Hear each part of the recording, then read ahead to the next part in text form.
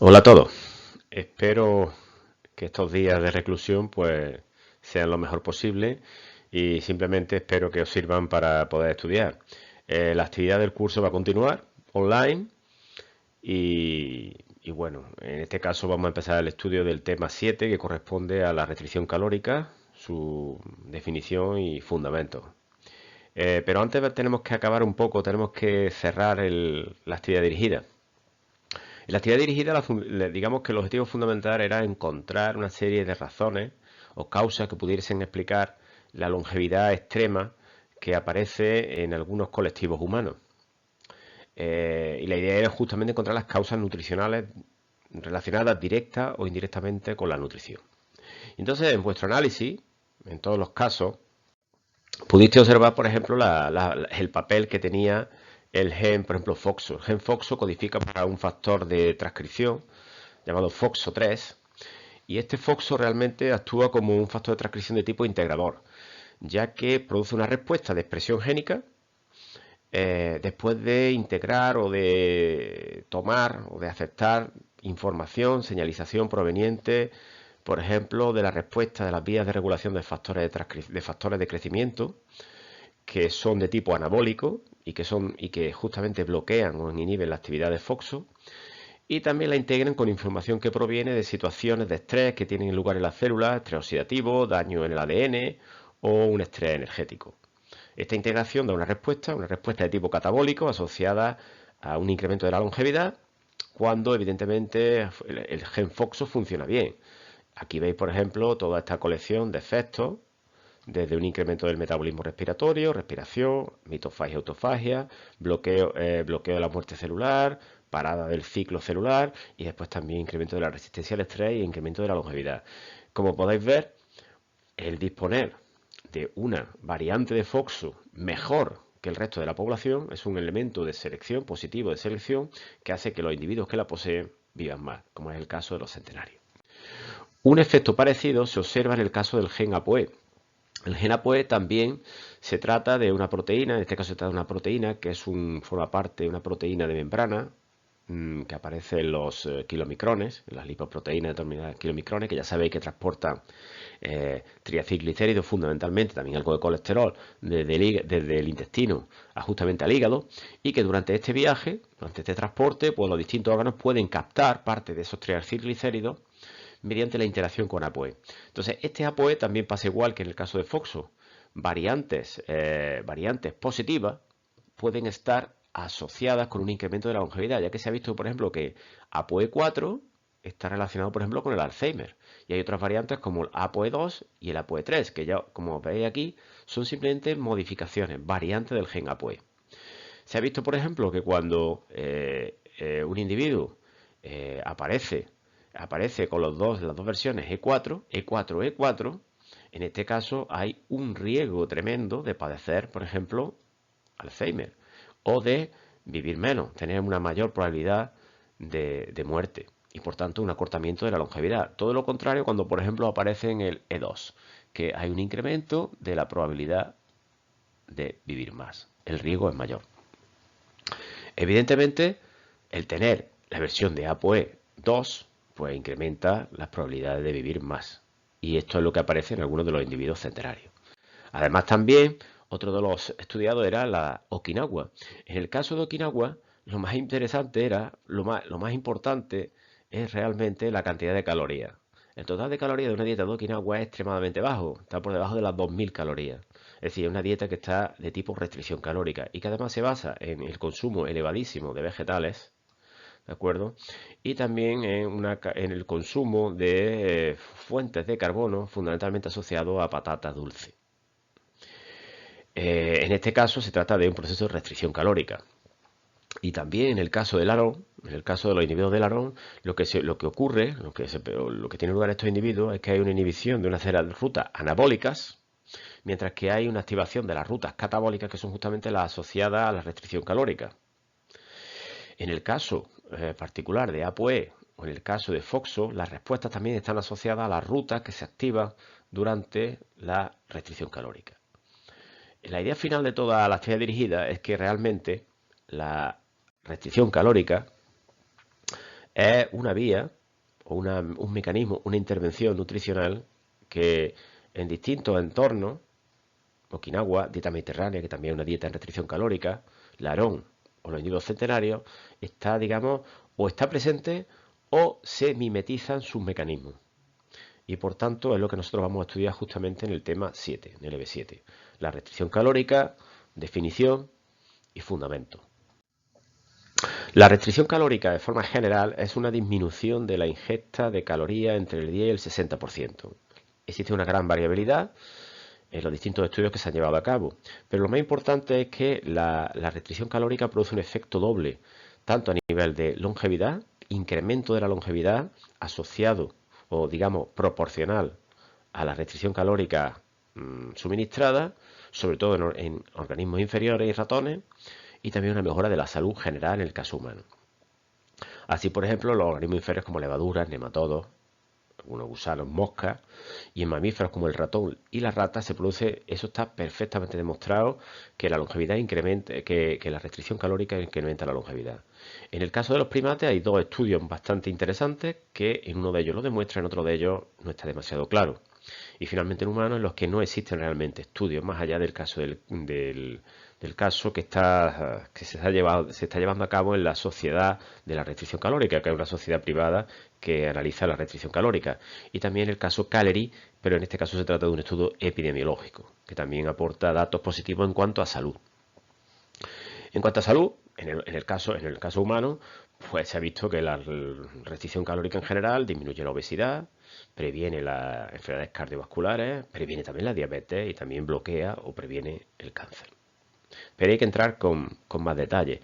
En este sentido de la salud, aquí tenemos justamente una tabla que proviene de un artículo de los datos, de los primeros datos obtenidos del estudio de la Sociedad de la Restricción Calórica, en la que se puede comprobar cómo cuando se comparan los individuos que están en restricción calórica de la misma edad con individuos que están con una dieta occidental, existe una serie de valores, de parámetros asociados a la salud cardiovascular, diabetes, etcétera, que están francamente disminuidos o mejorados en comparación con los individuos normales, de una dieta normal. Tanto a nivel, por ejemplo, de inflamación, sería este caso, con nivel de control del azúcar, control de las grasas, valores de sangre y valores también corporales. En todos los casos se puede observar cómo en todos ellos hay una mejora evidente de estos parámetros respecto a la dieta occidental.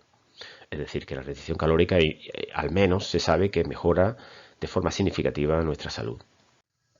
Evidentemente, una mejora de la salud puede llevar puede asociarse obviamente a un aumento de la longevidad. Las cuestiones, como cuestión fundamental, en los organismos modelo que se han estudiado ampliamente, sobre todo el caso más interesante, el caso del ratón, sí existe una relación directa entre supervivencia y grado de restricción calórica. Así, la supervivencia, que está aquí representada frente a la edad de los individuos, se observa como un incremento progresivo de la restricción calórica produce un incremento también de la longevidad, determinado como, por ejemplo, la esperanza de vida, que se incrementa en los ratones, pues básicamente desde unos 30 meses hasta unos 35 meses, o hasta unos 47 meses, o hasta 50 meses.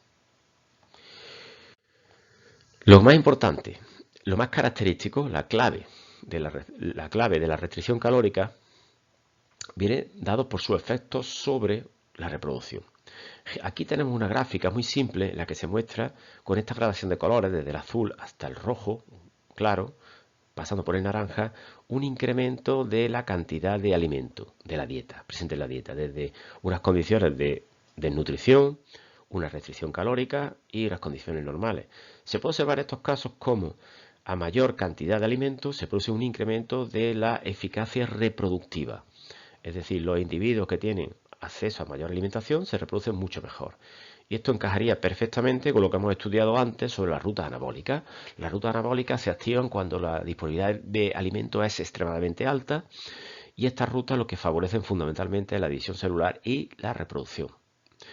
Sin embargo, cuando se estudia la longevidad, se observa que también existe un incremento de la longevidad conforme se incrementa la disponibilidad de alimentos, pero existe una pequeña desviación sobre esta ruta, y es que la longevidad máxima no se consigue con la mayor cantidad de alimentos, se consigue con unas cantidades de alimentos subóptimas que corresponden con esta restricción calórica.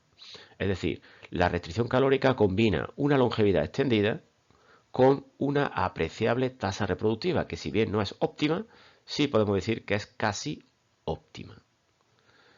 Esto es justamente el beneficio de la restricción calórica. La restricción calórica reduce la ingesta de alimentos, pero no reduce significativamente el éxito reproductor. Existen dos tipos fundamentales de restricción calórica. Ya digo, como concepto general, lo que se llama la restricción calórica continua y la discontinua. La restricción calórica discontinua es lo que se denomina ayuno. Y básicamente lo que se basa es una disminución de las tomas totales de alimentos. De forma que se puede establecer distintos modelos de ayuno, desde una restricción diaria de horas, 6, 8, 10, 16 horas, que está muy de moda ahora mismo, el ayuno alterno, un día sí, un día no, el ayuno, distintos patrones de ayuno, 1, 2, 1, 3, o el patrón semanal de 5, 2. Y después está el ayuno periódico, o a larga, o digamos, de largos periodos, en el que se establecen pues incluso 5 días seguidos al mes o 2 días cada semana, 2, 3 días cada 2 semanas, en fin, hay distintas alternativas a este tipo de ayuno. El ayuno, desde el punto de vista fisiológico y metabólico, produce efectos distintos de la restricción calórica continua. En la restricción calórica continua solo se produce una disminución de la cantidad de alimento que se toma de forma continua, pero no hay una reducción del número de tomas. Y se pueden definir dos tipos distintos de restricción calórica. La restricción calórica auténtica, o RC, es lo que nosotros llamamos RC, restricción calórica, que hay una disminución de la ingesta de calorías, pero se mantienen los micronutrientes, asegurando que no hay malnutrición. Y después una restricción dietaria, en la que lo que se reduce es la cantidad de alimentos y no se tiene en cuenta la presencia de estos micronutrientes. La restricción calórica, además, obviamente cuando se estudia, pues uno se puede plantear qué origina esta restricción calórica, qué componente de la dieta lo puede originar. Y entonces, claro, en las dietas existentes grandes macronutrientes, que son los que pueden ser responsables, uno de ellos serían los lípidos, que se ha observado que no se produce restricción calórica por una disminución del contenido de lípidos, y después de proteínas de carbohidratos. El contenido de carbohidratos sí se ha asociado a una restricción calórica, pero es muy importante siempre que también haya una restricción de proteínas, ya que parece ser que tiene un pequeño efecto sinérgico. Y el efecto mayor se produce con la restricción de proteínas. Esta restricción de proteínas puede producirse de forma general por la falta de proteínas, pero cuando se ha analizado este efecto, se ha comprobado que se debe fundamentalmente a una restricción de metionina, de uno de los aminoácidos proteogénicos. Y curiosamente, una dieta rica en vegetales, donde las proteínas tienen un origen fundamentalmente vegetal, producen un efecto también de restricción calórica. La restricción calórica, digamos, produce un incremento de forma generalizada, un incremento de la longevidad. Pero ¿cómo se puede producir este incremento de la longevidad? Si recordáis, cuando estudiamos los aspectos distintivos del envejecimiento, uno de los más interesantes, los más importantes, eran los problemas a la hora de detectar el estado nutricional, la falta la ausencia de un conocimiento de la situación nutricional. Bueno, pues cuando un organismo, en el caso humano, se dispone a estar en una situación de restricción calórica, se produce un estado nutricional bajo, donde faltan nutrientes. Si la célula es incapaz de detectarlo, se pueden producir problemas derivados de esta falta de información. Pero si la célula responde, si la célula detecta este estado nutricional, entonces se induce una serie de cambios de la expresión génica, que van a producir una serie de cambios y alteraciones en el metabolismo. Las alteraciones del metabolismo se pueden reducir o se pueden simplificar en tres grandes grupos. Uno, un incremento de la eficiencia energética.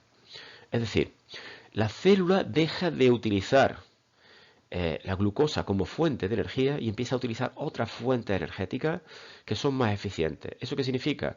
que con la misma cantidad de materia, de masa, se puede obtener mucha más energía. Y además tiene una contrapartida, y es que esta eficiencia energética también se consigue con una menor producción de estrés oxidativo. Y todo ello se debe fundamentalmente a la activación del metabolismo mitocondrial, que induce, como hemos dicho, menos estrés oxidativo. Y eso evidentemente redunda en una reducción del daño generado en la célula, el daño en el ADN, el daño en distintas macromoléculas. Además, este efecto se acompaña de una movilización de fuentes de energía alternativa, es decir, fuentes que normalmente la célula acumula, pero que no utiliza. La más importante de todas ellas es fundamentalmente las grasas, aunque también puede utilizar el músculo, las proteínas almacenadas en el músculo. Y además, obviamente, como está utilizando fuentes alternativas de energía, ya no las almacena. Y no almacena ninguna de ellas, ni almacena grasa, ni tampoco almacena glucógeno, ya que en condiciones normales toda la glucosa disponible se utiliza para alimentar en la función cerebral. Entonces, todos estos efectos, evidentemente, una disminución del estrés oxidativo, fundamental, la activación de rutas asociadas a las rutas catabólicas, van a producir una protección sobre distintas enfermedades relacionadas con el envejecimiento. Entonces, esta protección se asocia a estos cambios de expresión génica en cuanto a cambios que van a proteger al organismo del envejecimiento. Por ejemplo, una disminución del uso de la glucosa va a prevenir o va a permitir o va a evitar la aparición de la diabetes. Obviamente, un uso de las grasas como fuente de energía pues va a bloquear de alguna forma la obesidad. El cáncer se puede explicar una disminución del cáncer debido a dos efectos. Uno, a un efecto antiinflamatorio, fundamentalmente asociado a la no presencia de obesidad. Esta obesidad junto con esta falta de obesidad, no obesidad, y por tanto la respuesta inflamatoria, junto con una disminución del daño generado en el ADN, pues va a reducir la incidencia del cáncer. La inflamación, la falta de inflamación también va a asociarse a una mejora de la función inmunológica. Y después también un mejor control del metabolismo de las grasas y de los azúcares va a impedir la formación de las placas de ateroma, la aterosclerosis en las arterias, y ello va a redundar en una mejora de la hipertensión. Además también una mejora de la eficiencia energética, el uso de fuentes alternativas de energía, como son las grasas, va a impedir que, por ejemplo, el músculo pueda producirse un proceso de caquexia que va asociado al envejecimiento. Es decir, todos estos efectos que ocurren durante el envejecimiento se pueden de alguna forma prevenir, atenuar, debido a estos cambios de expresión génica generados por la restricción calórica. Como hemos visto, uno de los efectos o una de las formas de aplicar la restricción calórica es la llamada el ayuno o restricción calórica intermitente. Esta restricción calórica intermitente o ayuno es un efecto dista o es relativamente distinto de lo que es el caso de la restricción calórica continua. Tiene efectos son efectos mucho más, digamos, cuantitativamente son mucho más grandes, son más elevados, pero realmente duran menos en el tiempo. Sin embargo, tiene una serie de ventajas que ahora veremos. El ayuno se ha observado que tiene lugar en todas las especies estudiadas, desde las bacterias hasta los ratones, y básicamente produce un incremento de la longevidad. Incremento de la longevidad que está relacionado, evidentemente, con el tipo de organismo, de forma que los organismos más simples producen cambios más drásticos en la longevidad generados por el ayuno. El ayuno, en general, se caracteriza en los organismos, en los mamíferos, sobre todo se ha estudiado muchísimo en el caso del ratón, por una serie de respuestas, que es lo que se llama la respuesta Hanger. Una respuesta Hanger que tiene una cara de tipo fisiológico o neurológico y una cara de tipo más molecular o metabólico. Así podemos decir que la respuesta Hanger se produce realmente en el cerebro. Hanger es un término que es como recolector, husmeador.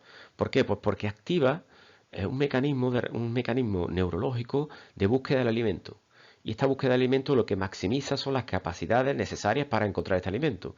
Y evidentemente una de ellas es la capacidad cerebral, la capacidad del sistema nervioso. para encontrar el alimento. Entonces, en el cerebro, justamente en algunas partes del cerebro muy características, en el estriatum, en el hipocampo y en la hipófisis, es donde se produce un mecanismo que se asocia fundamentalmente a un mecanismo de incremento de la capacidad neurológica por el incremento del número de células, más neuronas, y además un incremento de la plasticidad de las neuronas, que producen más interacciones, y además la producción de moléculas que son factores neurotróficos. Además de todo ello, se produce una serie de respuestas metabólicas que son incremento del metabolismo mitocondrial, incremento de la resistencia al estrés y también una reducción del estrés oxidativo y de la inflamación. Y básicamente asociado a la producción de una serie de moléculas, como son moléculas protectoras, como son, por ejemplo, las proteínas de choque térmico o el factor neurotrófico derivado del cerebro, muy importante, y una disminución fundamentalmente de moléculas como el TNF-alfa o la interleuquina 6, que son fundamentalmente moléculas proinflamatorias.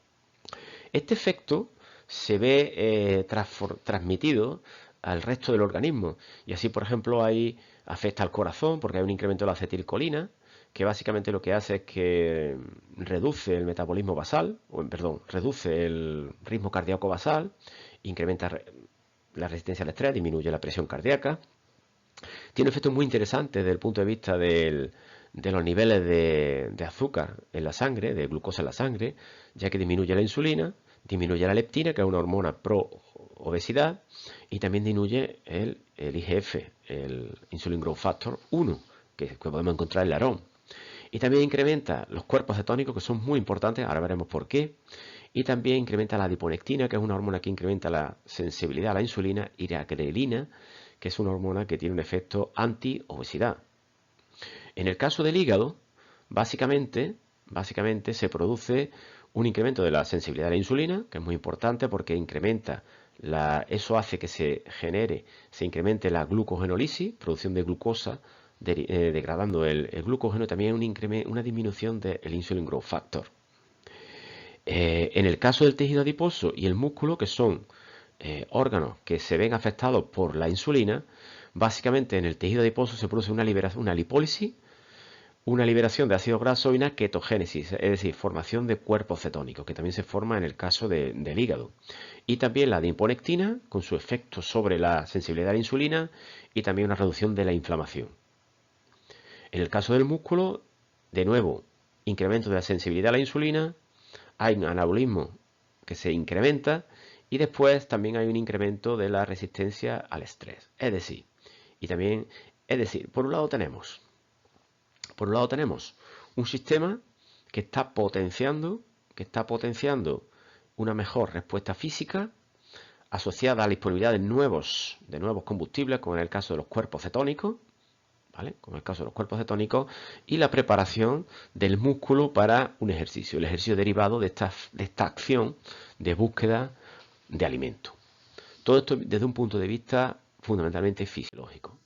Desde un punto de vista metabólico, existen dos elementos característicos. Uno de ellos es la depleción de la glucosa, es decir, se está generando una disminución de los niveles de glucosa sanguínea. Y esto se produce porque el cerebro, ante la falta de alimento, debe consumir la glucosa, y por tanto todas las reservas de glucosa, el glucógeno del hígado o del músculo, son degradados, y en el caso del glucógeno del hígado se convierte en glucosa y es utilizado por el cerebro. Además, también en el caso del tejido adiposo, la lipólisis produce triacilglicéridos y ácidos grasos libres y cuerpos cetónicos.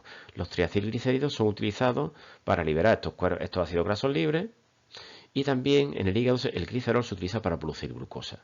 Los ácidos grasos libres de cuerpos cetónicos pues dan lugar al beta-hidroxibutirato, al acetoacetato, que son también sustratos o combustibles del cerebro y de otros órganos cuando no hay ya glucosa.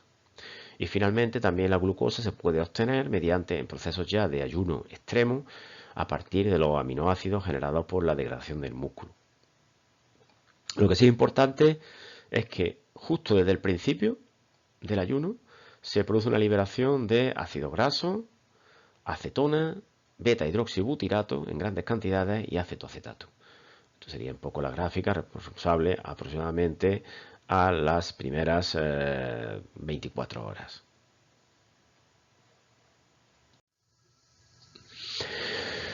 Como he dicho antes, con más detalles, el ayuno también induce una serie de efectos fisiológicos. Los efectos fisiológicos son una atrofia generalizada del organismo, de todos los órganos y tejidos, excepto del cerebro. Y esto se basa en una respuesta basada en lo que se llama la Hunger, la respuesta Hunger, que se asocia a la producción del neuropéptido Y y también el factor neurotrófico, neurotrófico derivado del cerebro, adiponectina y grelina. Grelina y adiponectina, antiobesidad, y estas hormonas que en el cerebro son las que inducen una serie de cambios que producen una mejora de la memoria, de la capacidad motora, del aprendizaje, que es necesario justamente para que el individuo pueda encontrar alimento. Básicamente, aquí tenéis la zona del cerebro donde se produce, el cuerpo, el gyrus dentado, que es donde aparece una serie de neuronas que están inervadas desde la corteza y que son las que producen, estas neuronas incrementan los niveles de este factor neurotrófico, que este factor neurotrófico fundamentalmente lo que hace es incrementar el número de sinapsis y también incrementar el número de nuevas células nerviosas, nuevas neuronas. Este factor neurotrófico pues, es responsable, generado en esta zona del córtex, del cerebro, y realmente está relacionado dentro del propio cerebro con, por ejemplo, factores de crecimiento como el PGC1-alfa, que son factores de transcripción que incrementan el número de mitocondrias, el BCL2, que es antiapoptótico, y curiosamente también hay algunos péptidos, también hay algunos, también insulina. Es curioso porque en este caso la insulina lo que promueve es un incremento de activación de mTOR. Y ya hemos visto que mTOR está asociado a procesos de tipo anabólico. Es muy curioso porque justamente en el cerebro se está dando una especie de respuesta opuesta a lo que ocurre en el resto del organismo. En el resto del organismo, el organismo está adoptando un metabolismo fundamentalmente de tipo catabólico.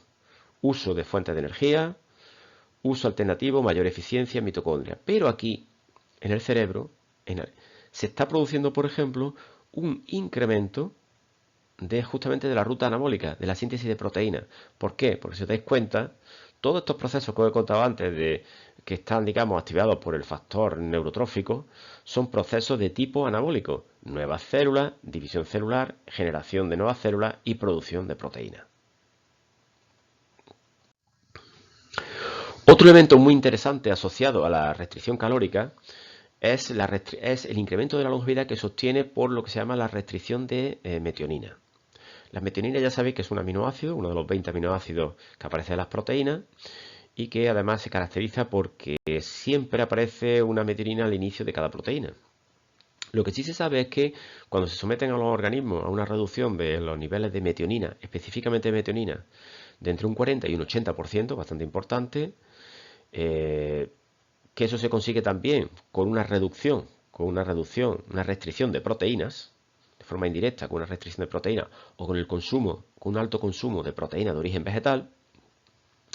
Esta reducción de la metionina lo que conduce rápidamente es a tres elementos fundamentales. Uno, a una disminución de la insulina y de la glucosa, cuando no están asociados directamente, son proteínas y metabolismo de los azúcares.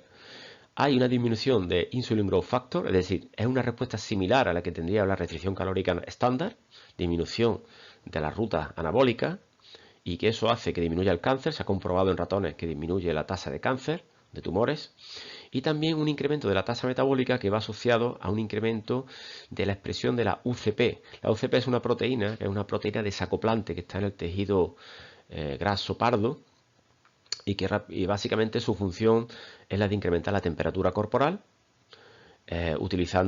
desacoplando el transporte de protones en la mitocondria. Esto incrementa la tasa metabólica e incrementa la temperatura. Este proceso de restricción de metionina también tiene efectos en otros órganos, en algunos órganos de forma específica, como es por ejemplo en el hígado, en el cerebro o en el riñón, porque incrementa la eficiencia mitocondrial, disminuye la producción de estrés oxidativo y también incrementa la producción de antioxidantes.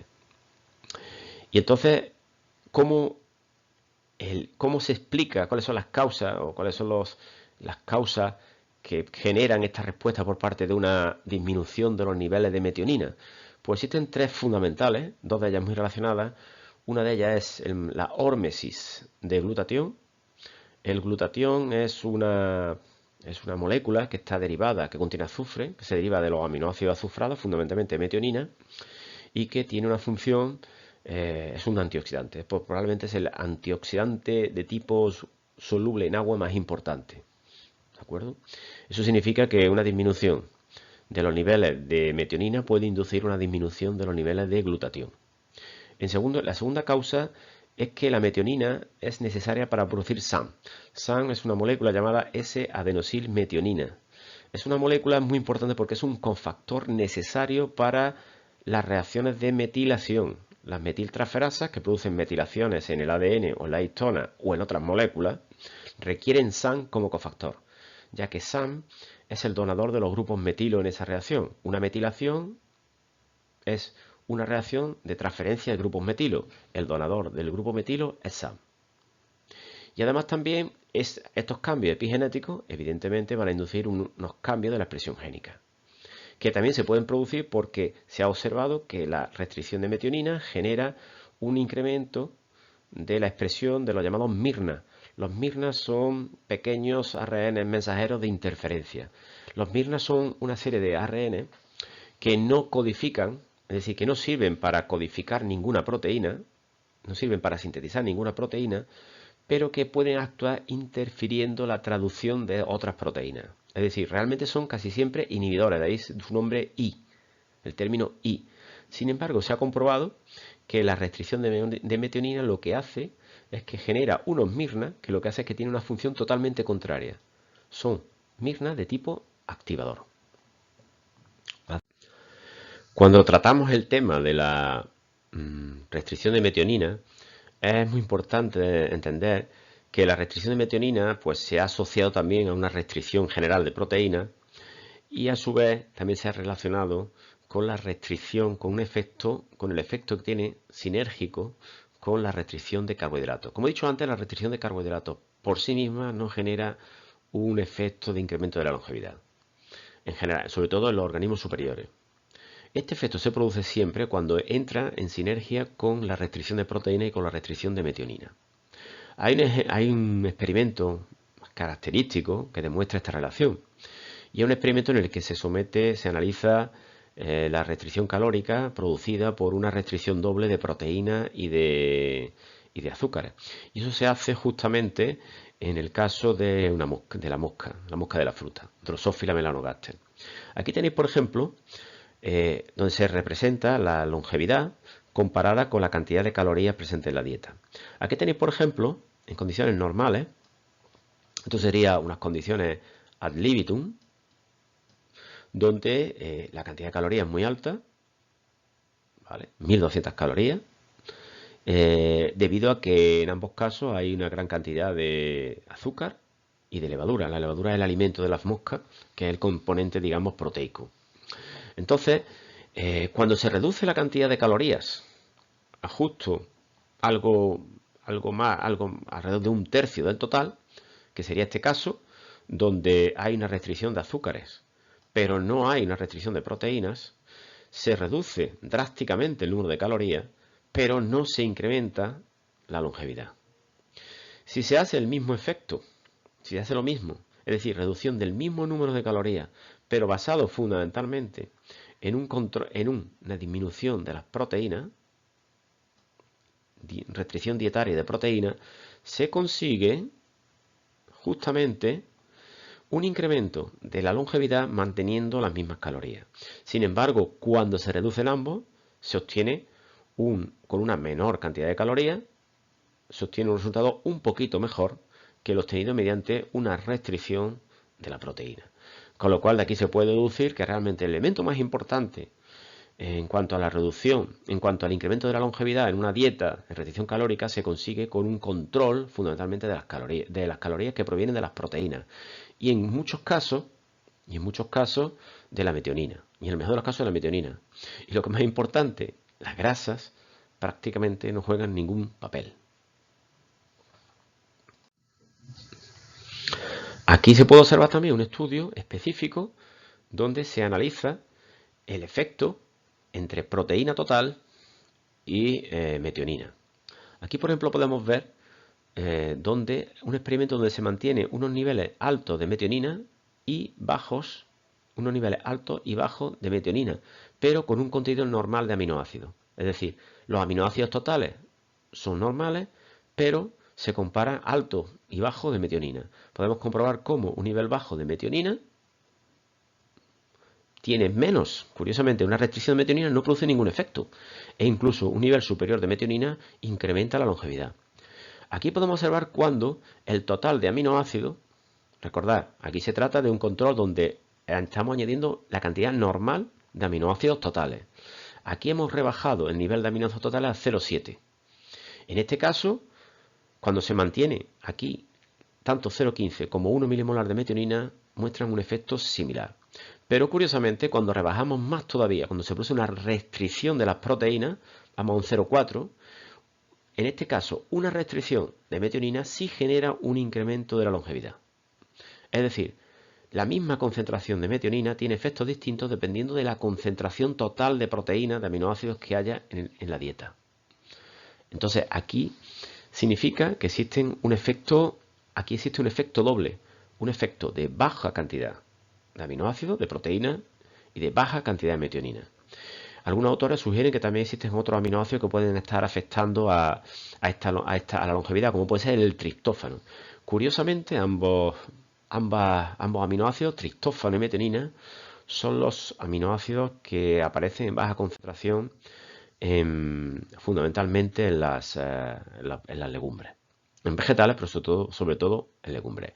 Ahora vamos a analizar con un poquito más de detalle las causas del efecto de la metionina en cuanto al incremento de la longevidad. Los mecanismos moleculares, bueno, básicamente uno de ellos es lo que hemos visto antes como la homeostasis del glutatión. Cuando se produce una disminución del glutatión, de la metionina, hay una disminución del glutatión reducido, y esta disminución del glutatión reducido es una situación de estrés en el retículo endoplásmico que activa mediante fosforilación una quinasa, que lo que hace es que activa mediante fosforilación a un factor de elongación, que es necesario para la traducción de proteínas, para la síntesis de proteínas. A su vez, este factor de elongación pues va a permitir la expresión, la producción, la síntesis de la TF4, que es un factor activador de la transcripción que va a generar una respuesta activando la expresión de genes de resistencia. ¿Y son qué genes? Pues fundamentalmente genes que están implicados en el metabolismo de lípidos, que es activador de la autofagia y la reparación de daños causados por el estrés oxidativo. En resumen, una disminución de metionina significa menos glutatión. Menos glutatión significa estrés en el retículo. Este estrés en el retículo activa un sistema de respuesta al estrés que básicamente está basado en la síntesis de un factor de transcripción activador. Como todo buen factor de transcripción, lo que hace es activar la expresión de genes. ¿Qué genes? Pues genes implicados en el metabolismo de lípidos, ya lo hemos visto antes, autofagia y reparación de los daños. Es decir, respuesta al estrés. Y lo que es más importante, este sistema doble está doblemente regulado. Regulado por esta falta de esta fuente de azufre y también porque al no haber metionina, hay una abundancia de aminoácidos, de ARN transferentes que no tienen carga de metionina. Es decir, ARN transferentes vacíos. Y eso activa también una proteína llamada GCN2, que se llama control general no represible, ¿vale? Que lo que hace también es que activa a este mismo factor de elongación de la traducción, que va a dar lugar a esta respuesta frente al estrés. Y un segundo elemento que permite esta regulación es la regulación epigenética. Os he dicho antes que la metionina es necesaria porque la metionina actúa como elemento necesario para la síntesis del SAM. El SAM es el S-adenosilmetionina, que el S-adenosilmetionina es un cofactor de la metilación. La metilación de cualquier cosa, incluida la histona, o también la citosina del ADN. Recordad, la epigenética se tratan de modificaciones químicas del ADN metilación, o de la cromatina, de las proteínas de la histona. En ambos casos, la cromatina metilada, pues lo que hace realmente es que mantiene unas condiciones de expresión, al igual que los promotores de genes que están metilados. En este caso es silenciamiento. ¿De acuerdo?